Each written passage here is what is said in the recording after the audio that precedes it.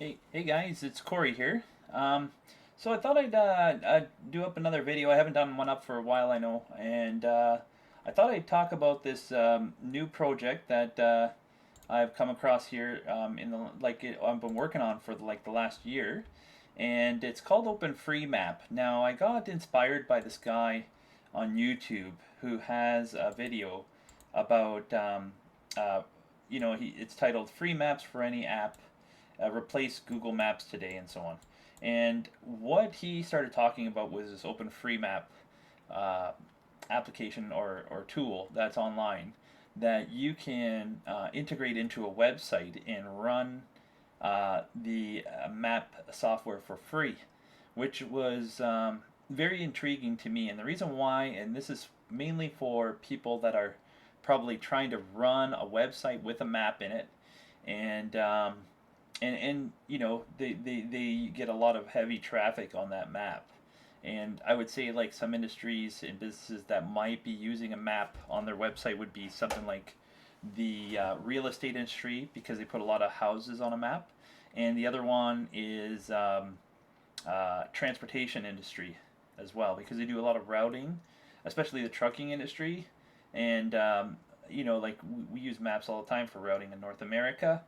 And so, if we could have a free map that could do routing on it and calculate, and it's local, and you can have that on your own website, that would be very handy.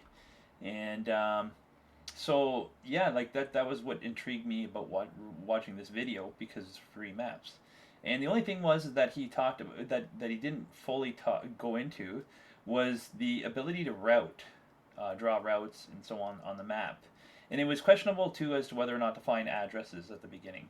So I did a lot of research, and over the last year or so, finally got it set up. And I think I'm one of the few people that has got routing integrated with OpenFreeMap.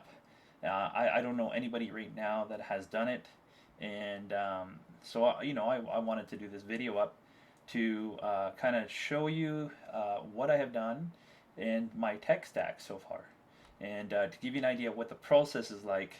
I'm not going to go into great detail as to how or like exactly what I did, but and how I debugged and troubleshot every issue I had. But I'm going to tell you all the issues like that, the process and the steps, and then I'm going to tell you where I hit bottlenecks and so on.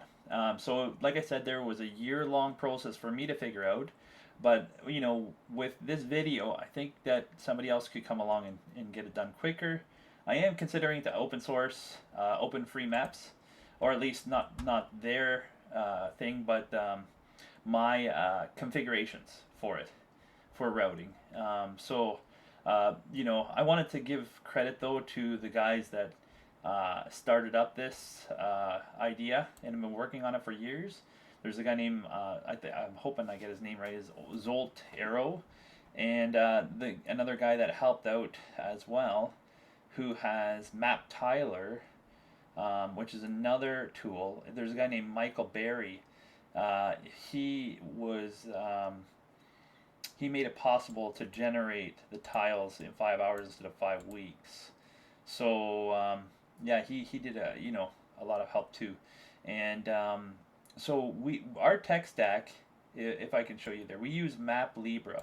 So basically, the reason why we use MapLibra is because it's the closest thing to Mapbox, and Mapbox is not fully free and open source. MapLibra is pretty much free and open source. It is a fork of Mapbox. So that's why people have kind of moved to MapLibra. And that video that I showed you, if you watch it there, he kind of talks about that.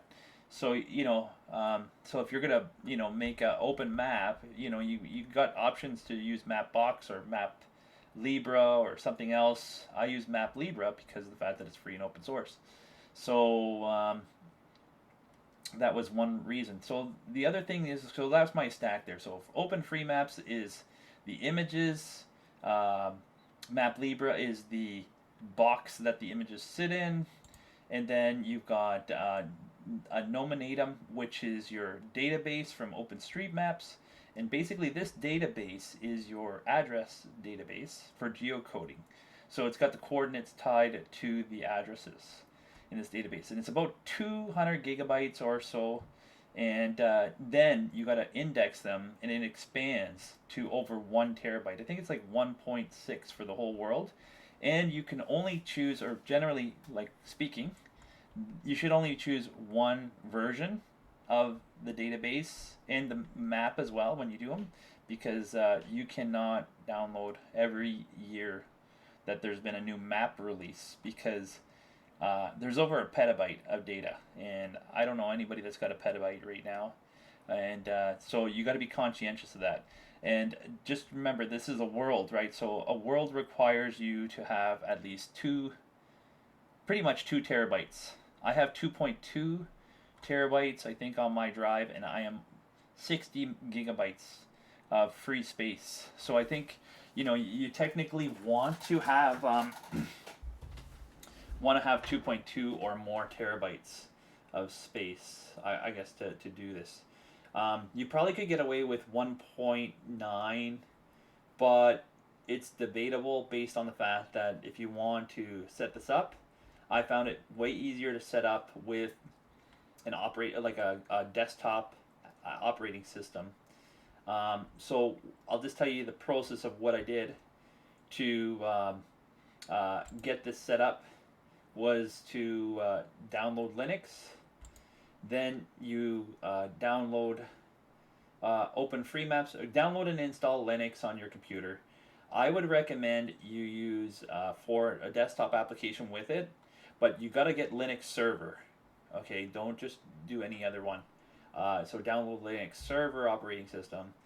Then download, I would say, KDE Plasma as your desktop app, a GUI, kind of like Windows Explorer style operating system, and then get that on there. So KDE Plasma is just basically like Windows Explorer and so on there, and it makes life a lot simpler to set up this free maps if you have it on there and work in the terminal with a GUI as well, and you can kind of reference between the internet and find solutions. Otherwise, you're just running in the dark. You need an operating system to work, or you could SSH into your Linux server as well. Now, the one thing I want to mention is that if you're going to do it, do not do it in a virtual machine, in a virtual box. Okay, I learned the hard way that if you do it in a virtual machine and set up Linux server there, and the nominatum database, you start indexing this will take 10 days. And I got a pretty fast computer. I'll tell you what I got for hardware that I ran this on. It was a 5950 CPU, 5950X CPU with 128 gigabytes of RAM to do the indexing. And that took, with a virtual machine, a full 10 days. And it failed. So I do not recommend you to try and index the nominatum database in a virtual box anymore. Okay, I learned the hard way, and I realized how much faster it is just to natively have Linux on your hard drive. So have a separate hard drive dedicated for this project. Do not do it in a virtual box unless you want to take days or whatever they're waiting. And then also on top of that there, if it fails, you have to start all over from scratch. There is no way you can start midway through during the most laborious part of the process, which takes the longest time too as well. If you fail during the most laborious part of the project in the indexing phase, you have to start from scratch. So that's a big deal. Yeah, it takes a long time to just get to the processing part too as well when you're setting this up. And like I said there, it's not something that I want to go through step by step. If you're a developer, and you want to try it, I would recommend you try some AI stuff if you're not as handy, and see if you can get like Cloud Code. I didn't use that, but you could probably try to see if you could do it that way. Or you could use Cursor, or something like that, or whatever else, whatever those options are. Okay, so yeah, so that was one process. You want to install a Linux server, then you want to get open free maps downloaded, and that's about 200 gigs, or I don't know if it's 200 gigs too as well, but it's another thing that you gotta consider downloading. And then the third thing you gotta download is Valhalla, which is another. I don't know if it's 60 to 200 gigabytes as well. For this is for the routing engine to get your routes. So the Nominatum database is for your addresses. This one is for drawing routes in calculations. Like, for example, calculating between 2 points on a map, whether it be for, um, uh, driving, and you're calculating the distance between for driving or walking or transport trucks and so on. So yeah, that's uh, what we got set up here. Um, so I wanted to share. What else did I want to share here? So you got the Nominatum, Valhalla. You've got Open Free Maps, and I think I told you like I wanted to say a shout out to this guy here, Zolt Arrow, for um, the guy that set this up for us and made it free and open source. I want to thank you. Um, he's got quite a background in doing setting up the maps, and he made it free and open source for us, which is really nice. And it's very responsive and fast. So he was the one that made it super fast. Like that he re-encoded all the images into a format that makes this very quick and fast. And you can see it's not bad. It's pretty good. And so yeah, like that's the map right now. So like nobody I hadn't seen anybody using open free maps, and there's no route on this thing. So that's why I wanted to see if this was possible. So yeah, I wanted to share a shout out to Zoltero. Maybe I'll hit him up here and we'll have a podcast together. They're talking about what it took, and I thought I'd share this with him too as well. We can talk about it a little bit more. And there's another guy that helped him out too that he mentions here, which his name was Michael Berry, and he was able to help out. I guess he developed Planet Tiler, which made it possible to generate the image tiles of the map, which is the images, in 5 hours instead of 5 weeks. So all this is made possible by these two guys right now. And OpenStreetMap as well has done a lot for us as well, because that Nominatum database is what we're using. And I believe that they're using also the map images that have been converted from OpenStreetMap over to OpenFreeMap. So like there's a lot of stuff that goes on here. So it's kind of neat actually. There, what all is going on. It's kind of complicated, but like I said, it's free maps. That's the goal. And I wanted to talk why we're doing free maps here now too as well.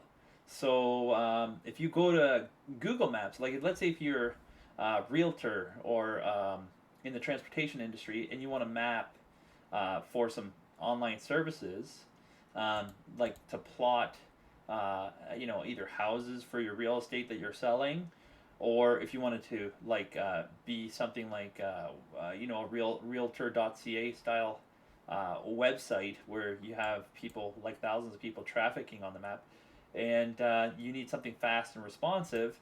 This is the solution here that's super cheap, fast, and responsive. Free, basically. The only thing is you need your own hardware and you need to have your own hosting set up in order for it to be completely free. I can't say completely free because of the hosting, but at the same time, you can technically get it for free if you have a way of self-hosting. Um, so that's, or you can get it super cheap, I'll say that much, like $5-10. If you have all the hardware set up and all the hosting, basically down to $5-10. You know, there are people out there that could discuss it a little bit more about what options you have. But basically, I wanted to talk about Google Maps. A lot of people use Google Maps as their options, but the problem is how much money it costs to run Google Maps with a high traffic website. And I did a calculation one time on 1,000 people running my website and how much it would cost me if they were running it 8 hours a day, and I had 1,000 people all at any one time constantly going into Google Maps and they'll zoom in on a location or search and put in a destination and so on. You see here it says per 1,000 requests. Now a request can be something like you zoom in 2 levels or whatever there, and that's a request because it might have changed the images to the next zoom level of image and so on. And you also might be dragging, so the next tile on the same layer might be over here somewhere, and they might have to overlap and they might have to call it. So every request, these are requests. So you can easily do, like on a Zoom like this, like 5 to 10 requests. Imagine you had a website where people were zooming in and using it all day like that and doing routes and stuff like that, and you got all these requests coming in. The cost that I calculated out for 1,000 people, and this is using my website for 8 hours a day, very heavily. So I'm trying to do a conservative price estimate, and I came out to like something like $10,000 to $30,000 a month in Google Map costs to use a map where like 1,000 people were using it, and to have it on my website, and they could do routing or whatever, like find jobs or whatever on the map, right? If there's like realtors that had houses for sale all over the map, like realtor.ca, or there's another one, I can't remember what it's called in the States, but I'm sure you know what I'm talking about. And so that's pretty expensive. $30,000 a month. Any small business, medium-sized business is probably going to say, no, I don't think it's for a startup. I don't really want to spend that much money, and I don't even think anybody, like even in the large size businesses, if they find out that they can do it super cheap, then they might switch, and maybe these prices might come down, because I realized how much compute power, you need, and you can kind of technically save, and I'm going to demo that all right now. So we're 17 minutes in. And I'm just, getting you guys all set up. So I thought I'd tell you a little bit about what else would I want to mention here now. So yeah, so that's basically the reason why you want to you would want a free map, because you can get it down to less than 30,000 if you use a free map. The problem that I was experiencing now, on the other hand, instead of using Google Maps API, okay, I thought about this free map idea. Well, why not use somebody else? You can go way cheaper with other services that are mapping services out there, but they still have a pricing tier, and it's a lot cheaper probably, but it's still quite pricey. So instead of paying $30,000 a month, you might be paying somewhere around $2,000 to $10,000 a month, which I thought was still pretty ridiculous. I was trying to think, how do I get it down to around less than $200 a month would be nice, because I think any business that's got 1,000 people trafficking their website, they can handle $200 a month, no problem. And so this is what I'm trying to aim for, and I believe I've kind of found it today, after a year and a bit of trying to do this project. So stay tuned here a little longer, and you'll see some of the more information about how and what is required to get the setup. So I thought I'd talk about AWS, for example, right now. So the Google Maps API option, $30,000 a month, if I'm using 1,000 users of traffic 8 hours a day, and they're doing constant requests on the map. Okay. AWS has an option where you could kind of set up, and the first thought before OpenStreetMap or OpenFreeMaps came along, because I was unsure about what the routing was, using OpenStreetMap and setting up OpenStreetMap. Now, I found out AWS is charging per compute power, and you have to note that if you're going to do mapping software and have a map on your computer, you need to have the hardware to go with it. And most of the servers that are AWS go between 2 gigs of RAM all the way up to, I think, as much as you like, pretty much. But the thing is that once you start getting above a certain level, I think it was like 16 or 12, 14 gigabytes of RAM. Then the prices just went through the roof. And you were looking at, like, once you calculated out 1,000 users with AWS, and the way they charge is by compute, and it was about the same price as Google Maps API, $30,000 a month for Amazon. And the other downside with using AWS, which is Amazon, is that you have to set it up manually. So if you had the choice between Amazon's AWS and Google Maps API, you might as well just take Google Maps API because everything is out of the box, ready to go, super easy to set up. So that would be my recommendation if you were to have to choose between which of the $30,000 ones you want to set up. The thing is that, there's other options out there, and I know people have told me, like, there's, what was it here? Their Ocean, what DigitalOcean had an option. But DigitalOcean is only about 50% of what AWS would charge. So, technically, if you want to go through the setup process, you're still paying quite a substantial sum of money. So I haven't heard anybody say or tell me what they can do regarding the server setup. That's cheaper than doing something local from home. But I thought I would just, and I haven't got the network stuff fully figured out, to be honest.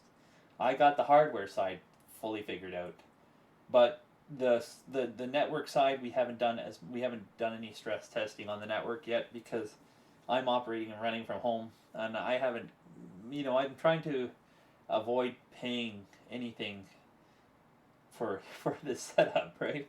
So once I figure that fully out on the network side, we'll probably do up another video and show you, here's how you can do it fully free running. My thought process right now is if you run it from home, you can get it almost fully free, almost, or at least like you might have it fully free. It just depends on your circumstance and situation. But right now we're not focused on the network side. We're focused on the hardware, and we can kind of show you a little bit about what it's capable of on the hardware side of things and how many people can utilize your maps. Well, I thought I would start out though by demoing it. So right now I am going to show you. Like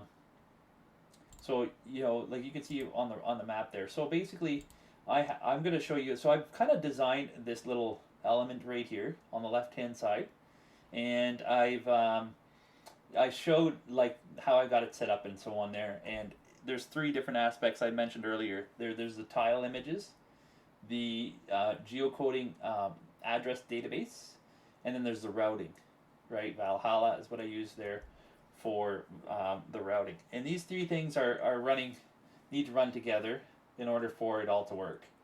If one is down, then you know, like if the Valhalla is the routing, so you won't get routing. But if you don't have tile server, then you won't have any map. You won't be able to see anything, so you can't do nothing. And then your database, your nominatum database, if that's not running, then you can't search on the map at all. So we can do a search here, and you can look. This is Montreal, Quebec, and you can even see 3D buildings. It's kind of neat actually there to see how there is 3D buildings on there, and you got different layers and levels, and you can tell like there's different layers of the map and so on as you go out and so on. So that is just an example. Like when if you want to go to some place on the map, you can just search it. If you want to go to Dallas, Texas, you can look it up, and then there you goes, Dallas County. I guess we can try, and there's Dallas, Texas. Okay, so it's pretty fast. If you look at how fast this is, there's been like little to no lag at all. It's just as fast as what you would see on Google Maps, maybe faster, but it's only because it's local. If you have it over network there, just slightly slower. But so there's your search feature. And we've also got a ruler feature as well. So you can measure the distance between 2 points, and you can see it up here at 72.47 kilometers. I'm not too sure if we have the ability to set that up. I don't think we do, but we can update that eventually here. So, look at that there. I think we got 3. So you can do 3 points here. That's cool. And see, I'm learning too that we had another feature in there. So basically, yeah, so we got a ruler on the map, and we got directions. Now, so if you want to start out with directions, let's say let's try to Dallas County, Texas here, and we can get directions here. So there you goes. It tells you how many kilometers it is, 2,813.3 kilometers, and it's got 25 hours. So there's your distance, and we have this set up in miles too as well, so it's not just in kilometers. And then you got directions here as well for everything all the way along the route, pretty much. And you can clear it up. Going back to that again here, another thing that we got for features in here after you route. Okay, so the green is your origin, red is your destination, and you can switch them by swapping them out like this on the right. So now you got Montreal as your destination and Dallas as your origin. And so yeah, so that's how you just got it all set up. So the other thing is, if you add a third one, let's say you want to go to Vancouver, you want to add another stop. Let's say we'll go to Regina, Saskatchewan. You can add all these. And 1 second here. Let's see. Add stop. That's the first time I've seen it actually. You know, it's funny, you're doing a demo, and I ain't gonna fix it. So there he goes. So I think you had to hit clear in order to start over again for the multi-stop, which that's the first time. But here's the other thing that you got. Okay, so you got point A, point B to Dallas, and point C out to Regina, and you can switch these up. So if I want to switch them up, just drag and drop, move it up so that Regina is the second stop, so it'll come across, and then hit get directions again. There you goes. And there you go. So now you got this ability to rearrange as well, and you got all your distances and your travel and your directions and so on. So yeah, that's basically what we have for this map feature, and this is the world as well. There, you can do this in the world. I'm just doing North America because I'm from there, and just a lot simpler for address inputs right now. Because if I start doing Mexico or somewhere else there, I'm just not too sure what to expect. And I don't have Mexican addresses in my head, and I'm not too sure how the language will work yet. So I haven't fully tested it on other parts of the world. But North America is the primary one that I know works well right now with this. And yeah, so then you can pick points on the map too as well. So if you want to switch this up, let's say we want to delete this out, and then just go pick a point on the map, and then let's just go into Toronto here, and let's say there, and then get directions. So there you go. So we picked a point on the map, so you got a bunch of options on, and I just wanted to show you, like, the functionality is all built in, and it's got all these different features. It's really nice, and it's super responsive and super fast. And you can see, like, these multiple routes was instant.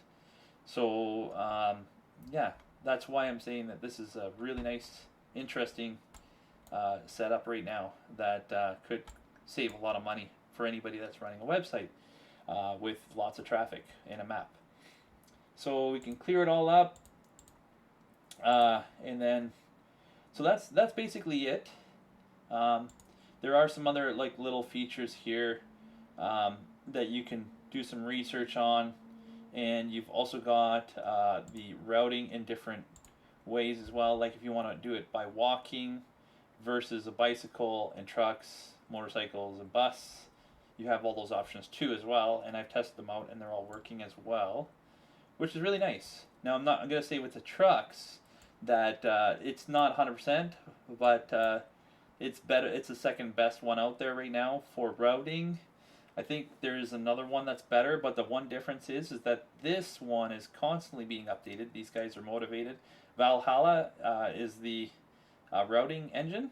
So there's other ones out there, like I think OpenStreetMaps has an engine, but Valhalla is coming up, and they're really doing a good job.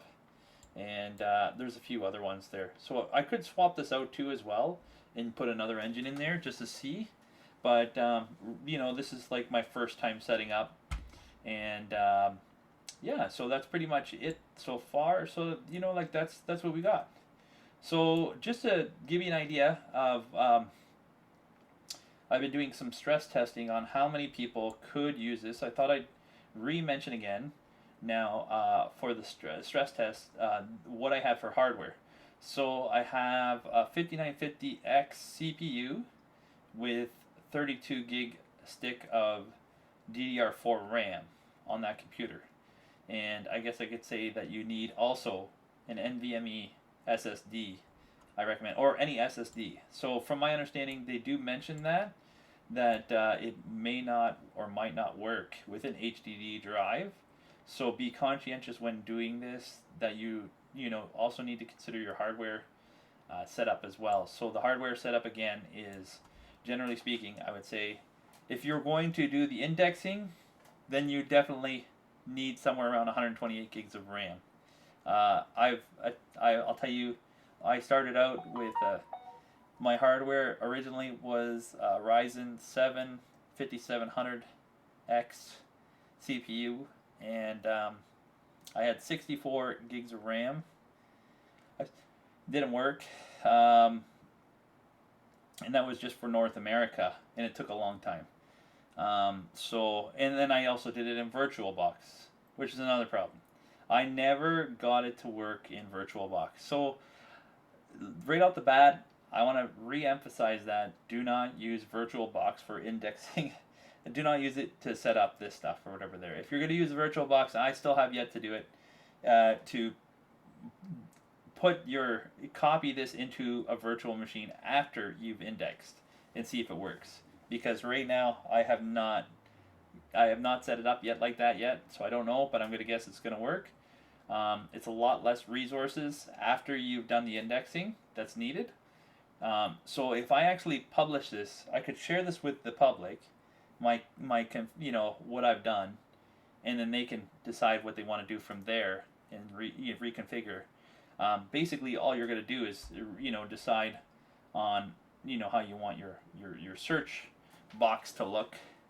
But that's pretty much, and what other features you want to add to it, I guess there. But your map is pretty good.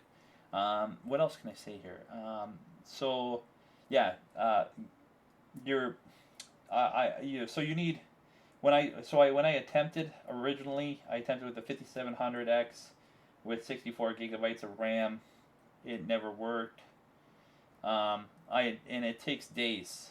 Like I think for North America it was somewhere around a 10-hour process or so, and then you had that's just for the nominatum, and then you had to do the routing afterwards, which I never even got to the routing because nominatum never worked. So I kept on doing that, and I must have done that for, I don't know, I must have been working on it for days, like 3 months over, and you wait a couple days for the process to be done, and it fails, and you had to start all over again, and it just kept on failing and failing and failing, and so everything changed when I put it natively, Linux server natively onto the hard drive, no VirtualBox, virtual machine, and I got it done like super fast, the whole world, because if you do the whole world versus North America, the time that it takes to do the indexing for nominatum is the whole world is like 10 times longer. So when I was indexing, it's more than 10 times longer because when I was indexing for North America on my 5700 with 64 gigabytes, it pretty much finished in 10 hours. And it would show that there was errors after it was done. So it kind of like failed, but it finished. And then if you did it with I have a 5950 CPU now with 128 gigs of RAM, and that within VirtualBox it took 10 days, okay, to do the whole world. But if you don't do VirtualBox and you do it natively, it took like 2 days or so. So that, like 5 times faster or more. And so when that was done, and then I just did a Valhalla, and that was another process. I think that was less than 9 hours, or 12 hours, let's say. So technically, it took me a total of 3 days to set it up when I did it all natively. If I did it through VirtualBox, you can imagine it's like a 15-day process probably. So on that hardware. So those are like the other like setup and configurations that you can do that are just like I said there, focus on native, don't do a virtual box, and uh, what else was I saying here that was super fast? Yeah, that's pretty much it. There, native and virtual box. Those are two things. And or no, there's one more other thing here that I think it just mentioned, but I think you caught the gist of what I'm saying. I'm just repeating myself over when it's not needed. Um, yeah. Oh yeah, that's right. The world over is longer. So like, just keep note. Um, what else did I want to say here now about this? So the next thing now that I've been trying to figure out is the stress testing. I think we're at. Okay, so you kind of got my stack. You got my hardware. You got the issues that I kind of dealt with, and somebody would like to. I know they probably would love it if I could show you and say this is it's just as easy as reading the instructions and so on. There, it's not as easy as you think, and in the setups and the containers and everything else is mind-boggling. So basically, I do have containers set up, and I do plan to share this to you guys, and then you guys can kind of change it up, upgrade, and add stuff. But I've also got to see about getting some way of getting something back for it. So that's my other thought, and maybe I'll talk to the guys at Open Free Map there, this Zolt Arrow and Michael Berry, and see if we can do a podcast together. And I'll hit them up and see if they have found anybody that has this ability to do these routes on their maps and so on there, because like I said there, I have not seen anybody use Open Free Maps and have free routing and have it this responsive, super fast, and directions. It looks like Google Maps a little bit, and it's running locally and free on my computer. That's only got now. This computer right now that's running it right now is only got 32 gigs of RAM, and it's got a 5900X, which is not a 5950. So after all that indexing, I swapped over to running this 5900, to find a cheaper machine that could see where it could run this stuff. So right now we're looking at, like, I think this map software is requiring around 22 gigabytes of RAM, and so I got a 32 gigabyte stick. So if I was under the 22 gigabytes of RAM, I don't know if this would work or not yet. I haven't tested it on anything, but you definitely need that two terabytes NVMe or SSD card in order to have this pretty responsive too as well. So keep note of that. And so I stress tested this computer just to see how it would do, and I might even do another run with you, and then we'll talk about what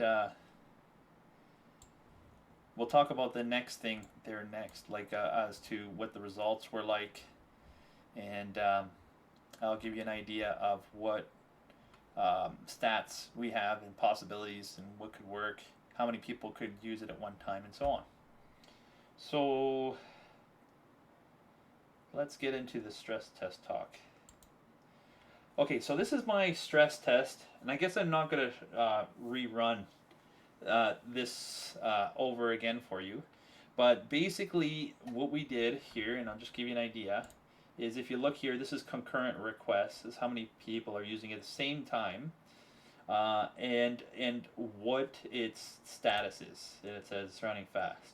So we get up to 2, and it's still running pretty fast. And you can see all the other stats here that we've run, Um, so I set it up to 500 concurrent requests, and you can see here in the graph, in the green line here, that it maintained all the way up to 500 concurrent requests, and it was still in the green, even though it says slow here, but it never errored out once. 0% errors all the way through. You can see the red line. So that is pretty awesome when you have 0 errors. That tells you can handle a lot of people on your website at once. And yeah, so I just wanted to show you, like, so it kind of slowed down a little bit. Like, so if you look carefully here, we'll go over again. So you can see all of the you can see the graph here. So you can look where my mouse is here. It says 50, and it's holding pretty good. 100, so 100 there's holding good, and so on. And it starts saying somewhere around 150, but it's still processing pretty fast. So everything seems to be holding out. It's kind of plateaued, and so on. After about that, and it's been steady all the way across.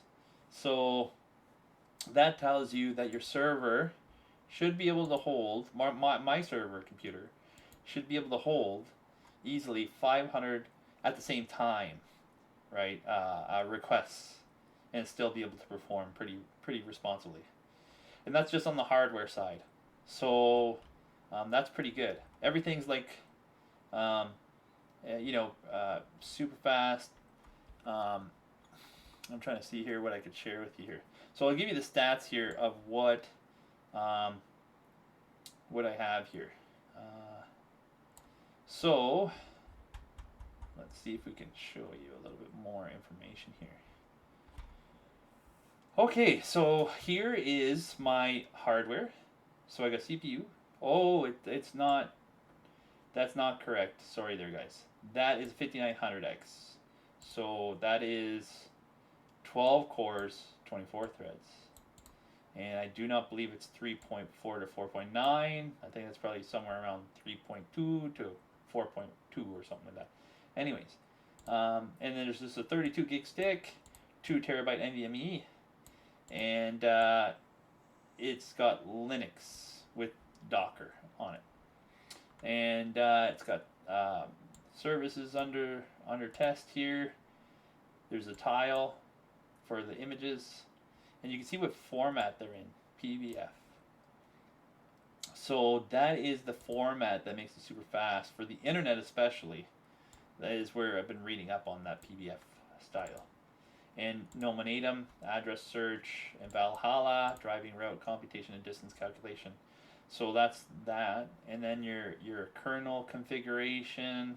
So we've been doing some updates on making it more optimized and so on. So you can see that we still could add caching and so on, which is the next thing to do.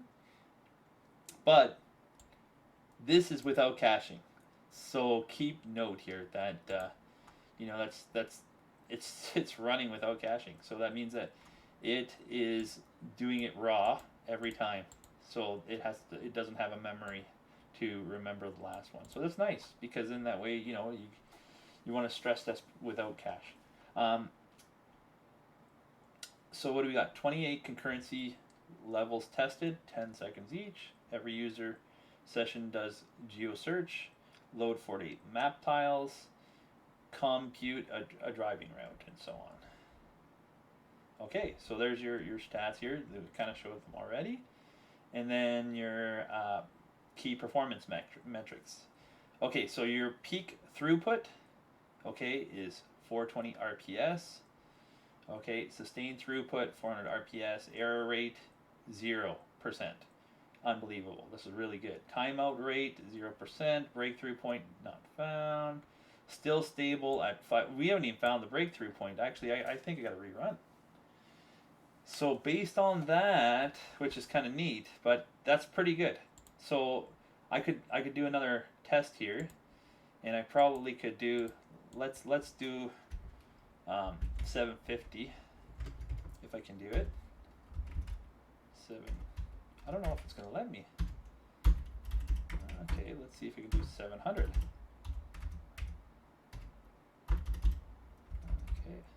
600. Maybe it's 500 is max right now, so we're gonna have to add more. So we will do that later. But yeah, so we got it. We haven't like not even hit the breaking point. So per service performance at low loads, 1 to 5 concurrent. So tile server extremely fast geocoding. Route computation is the heaviest operation. Okay. Per service performance at peak stress 500 concurrent. Still sub-second, which means that it's still under 1 second. Still pretty good. Noticeably slow on the notative, slowest under load. So we're sitting at about 3 seconds here, and 3.5, or you got 1.6 and 1.9. It just depends. Real world user capacity. So stress test bots fire requests nonstop with 0 think time. Real humans browse, pause, read, and idle. Typical real user generates about 0.2 to 0.5 requests a second, averaged over their session compared to 7+ requests a second per stress bot. So we are really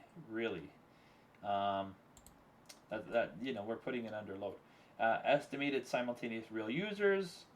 So it's snappy, response feel, 500 milliseconds, instant, basically 1 to 75 bots, approximate real users. We can have 500 to 3,000 users and have it really fast. Okay, so if we have that's pretty good. So that means that if you have 1,000 users on your website, on your map, then you're good with this hardware, which is pretty good because that tells you my hardware used, if you buy this all used, is somewhere around $1,500 Canadian. So I'm going to guess that that's somewhere close to 1,200 American or so. So, or unless hardware is super cheap in Canada, I think it is actually super cheap in Canada. But yeah, that's pretty good, for hardware. You got if you're acceptable at 5,000 to 10,000 users. So you're doing good at 3 to 5,000, and you're acceptable at 5 to 10,000 users, and you're sluggish at 10 to 20,000 users. And we have never reached. So we haven't even figured out when it just breaks. So that's pretty good for the hardware side. So this is not the network side, okay? So I'm just showing you hey, this is if you have that computer, that's what's gonna work. Okay, the next question is how fast is your internet? Because that's the next issue. By use case, personal home lab, this is overkill, could run for years without worry. Small team, 10 to 50 people, effortless. Company office, 50 to 500 easily. Regional deployment, comfortably. Large scale with tuning, add caching, and dual RAM channel. That's another thing here. Did we talk about that? RAM, dual RAM. So so right now we're on single channel. So if we have 2 sticks of RAM, you get dual channel, and so that means it doubles, or not doubles, but it improves it about 20 to 40%. So that is another factor here. So you can imagine that we can even increase the speed just by adding an extra stick, and that does not mean that you increase your RAM on 1 stick. That means you have so basically what I could tell you is that I have 2 32 gigabytes sticks, or 1 32 gigabyte stick. If I divided that up into 2 16 gigabytes sticks, it would be faster. Dual channel works faster than single channel, and so yeah, technically 2 sticks of 16, which is equal to 32. It's actually faster than 1 stick. I didn't think that at all, but yeah, I realized that afterwards. So if we got another 32 gig of RAM stick, we would get 20 to 40% more speed. So that's pretty crazy. And right now we haven't hit an error yet at 10 to 20,000, so that's pretty good. And we're still good at 3,000 to 5,000. So I can't see anybody having an issue with that's starting up a new website and hitting 3,000 users right off the bat there on a map all day long. That would be shocking to have any more than that. But this is a nice little setup. So we got an enterprise. They said it's 10,000 plus. It's possible. Everything is possible here. So bandwidth requirements: server delivers gzip compressed PBF vector tiles, which it does. So we are sitting at how much upload speed you need. So this is the big question mark, and this is the network side. So if you are to have somewhere around 5,000 real users, you gotta make sure your upload speed is somewhere around 100 megabytes per second. So your bandwidth needed, 12 megabytes per second. Your upload speed's got to be quite higher. So there is where your possible struggle could be. So upload speed is what matters. You are the server sending data out. Most residential internet has asymmetric speeds, e.g. 300 down and 20 up. So right now we have, that's not bad. So you could have over 100 users, somewhere between 100 and 500 users right now in a residential area if you're running locally. 20 megabytes upload caps you at roughly 600 real users, regardless of how powerful the server is. Okay, what's limiting performance? CPU is not the bottleneck. RAM is sufficient. Services don't need more than 32 gigs of RAM. RAM bandwidth, single channel. So that's the primary bottleneck right now on that. Halved bandwidth starves Valhalla and Nominatum. So if we had an extra stick in there, but that's still we're performing good. So remember that, one stick, 32. And like I said there, I think we need a minimum of 32. So if you had 2 sticks of 16, it would outperform, just a note. So that might bring up the speed just alone, with 2 sticks of 16 instead. Storage, 2 terabytes NVMe, which is excellent. Cache headers not configured, and reverse proxy caching not configured. And then the summary: this server is exceptionally robust. It processed 139,594 requests across 228 stress levels, up to 500 simultaneous bots. Without a single error or timeout, it comfortably serves thousands of real users for map browsing, address search, and route calculation. The server's throughput ceiling of 400 RPS primarily constrained. I think it's crossed that out. And configuring HTTP cache headers free would meaningfully extend capacity into the 10,000 plus users. Yeah, so there you goes.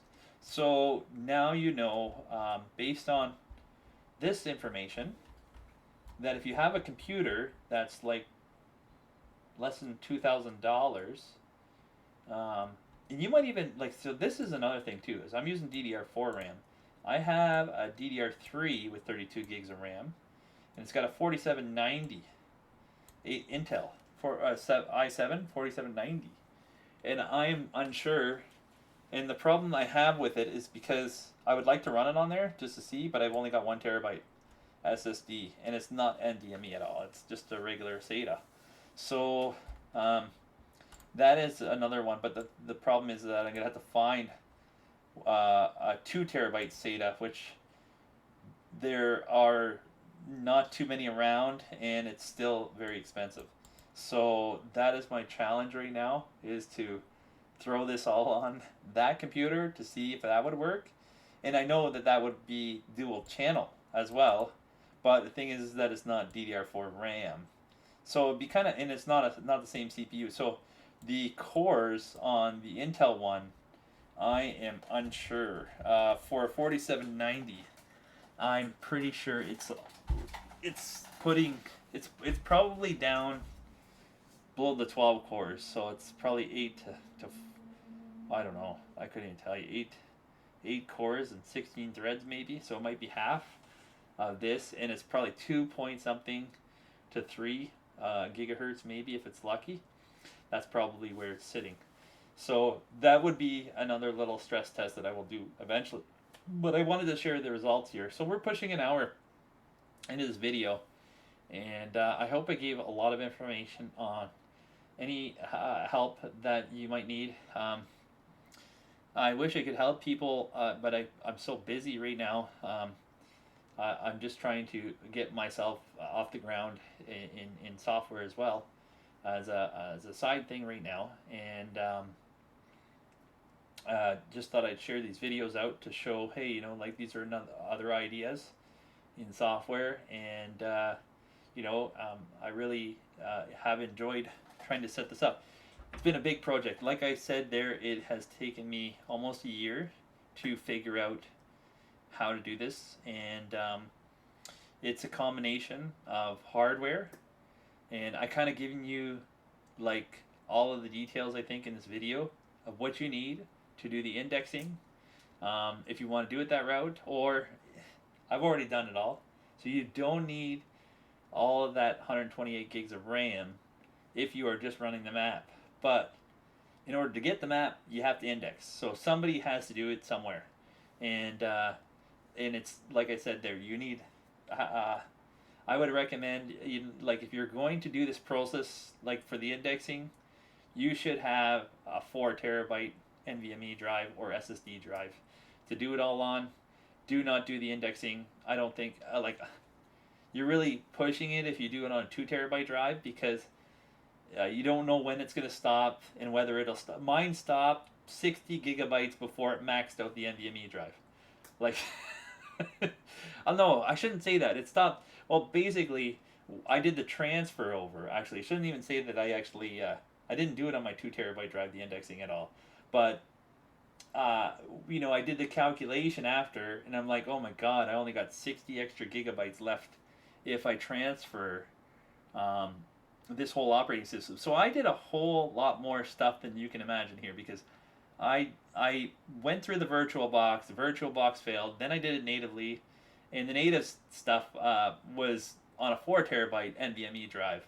But I didn't want my map server to be on my best computer, which is basically a 5950 CPU, Ryzen 9 5950 with the 16 cores and 32 threads, and it has 128 gigs of DDR4 RAM, which if you're, it's really fast. It's great for processing. It's great for the indexing, and actually I recommend you got to have that hardware to do any indexing. This is only for running the map.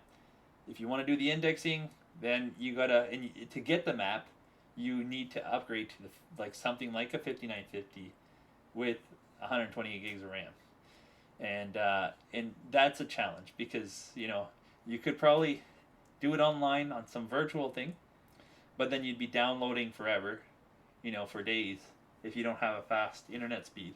And even then, if you did, generally speaking, that still could be a day or two to download the 2 terabytes. So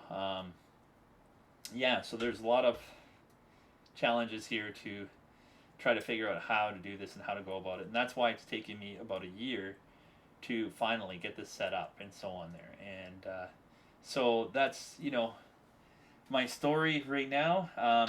Very proud to have it working, and I'm very happy with the results. This is exactly what I wanted to see, is that there's an opportunity to save money with mapping software on your websites.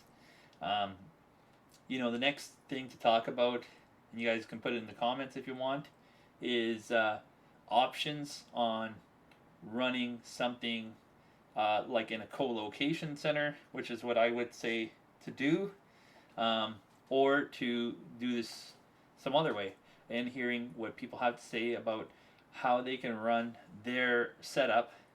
Now, I have Rogers internet, just to give you an idea, and Rogers has a router in Canada here that doesn't allow, basically it doesn't allow you properly to, what was it called there?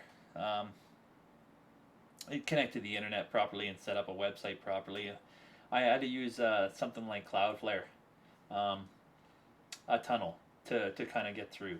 So that could be a bottleneck. So I'm trying to figure, I'm going to have to see some options here about what we can do over the network. That will be my next video, most likely, is stress testing the network and seeing how much how many users we can have at the one time over the internet and so on there, because technically right now this is just hardware based and we're giving approximations right now as to how much on the network, but this is it's not fully accurate on the network yet, so we'll give more accurate details in another video. But yeah, I just thought I'd give you an idea, like here's where we're set so far, and I could run this from home pretty much for almost nothing and set it up over the internet through something like Cloudflare, and maybe have 100 to 500 users right now, and it wouldn't cost me almost nothing. Maybe if I for the domain, but that's I pretty much label that as like nothing to get a domain or whatever there. So right now, like there's lots of the capabilities is there to make it all free, pretty much, or almost like little to nothing. Not even $200 a month here. We're looking at like maybe you could probably get it as low as 5, 10, maybe $1 a month. So that's the benefits here, and that's the exciting news that I had to share. So I'll let you guys go and give it a like, subscribe if you want, and write your comments down. Any thoughts, questions? I'll see if I can answer. If it's too complex, I won't be able to answer, but I'll just being honest. And I hope you like my video. Thanks.